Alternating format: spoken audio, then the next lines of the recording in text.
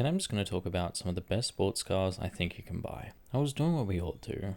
I was looking online trying to find another car, just a project car, or something I could afford. Well, here's a list of some of the cars that I found for a reasonable price that I feel like could make decent sports cars and be worth the price. The BMW Z4. The Z4 is a cute roadster. For around 10 to 15k, you can get your hands on a really nice looking, real happy car. With its base turbocharged 2-litre 4-cylinder with 255 horsepower and 295 pound-feet of torque, is really good bang for the buck, especially for around 15 to 20 grand. You can also find some models with the turbocharged 3-litre inline-6, which puts out 382 horsepower and 369 pound-feet of torque, with a wheel-wheel drive bias car and an engine that you can find in the M40i. I feel like it's a good deal for what you can get.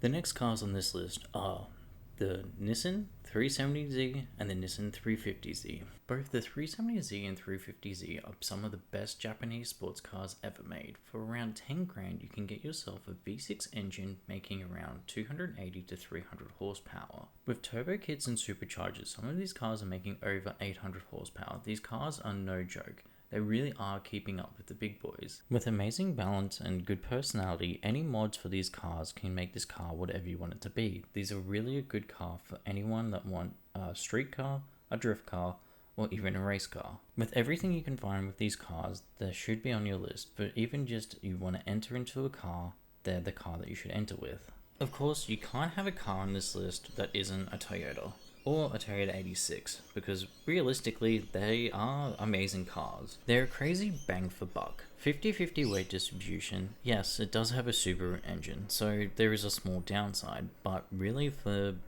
any car that you want to do something with, along with the 370Z, I feel like these are a great buy and a great beginner car to start with. So I don't feel like there's much to say about this car other than, yeah, get it. The next car on this list is an MX-5 or Mazda Miata.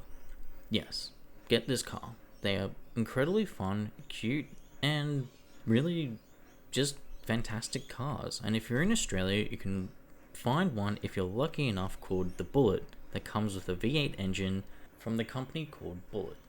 So do your research, and if you can find one, they're normally around 45 to 50 grand for a Bullet, but V8 engine. The next car on this list is the Ford Falcon XR6 Turbo. There are many years of this model. I would say the best bang for buck are from 2008 to 2010. For around 15 to 25 grand, you can get yourself a 365 horsepower car that comes turbo from factory.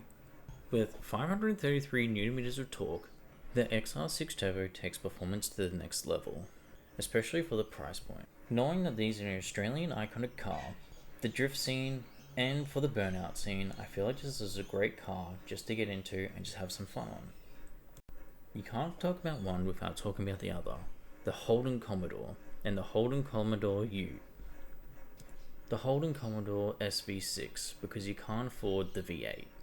But for 281 horsepower and 210 kilowatts of power, there's still a powerhouse not to be joked with, especially the Utes with having rear-wheel bias and no weight in the back. I feel like they're a great car to get into and start with as well. There is a huge modifying scene in Australia where really any of these cars can be modified to whatever you want it to be and whatever you want it to do. Especially the Utes. They're really good and versatile because they're for the family and they're for work and they're for everything else. I would really recommend, if you want to get into any car that you want to have practicality or just fun with on a track and you need to take some tires or something like that, get a Ute. But why not get a sports Ute? And I do miss them, I really do. In conclusion, I reckon each of these cars has something that someone wants. Is it easy to get to work with? Is it easy to live with? And is it just going to be a skid pig? Is it going to be for drag racing? Is it going to be for drifting? I really feel like each of these cars have their own way of doing their own thing, but it's really up to personal choice on what you want. And if I had the money, and if we all had the money, we would get them all. And we know we would. But thanks for watching, guys, and hope you enjoyed. I'll see you in the next one.